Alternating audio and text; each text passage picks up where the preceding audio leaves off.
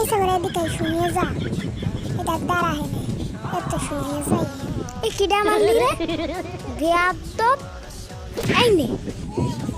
আপনি খাচ্ছেন ভালো কেকটা দিতে না আপনার মুখ সুন্দর হয়েছে আপনার মদ খান দেখি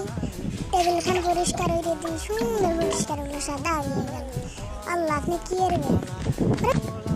এটা দিলাম ডাইলে ঘরের পার শুন আপনি এখানে রয়েছে আমি দেখি নেই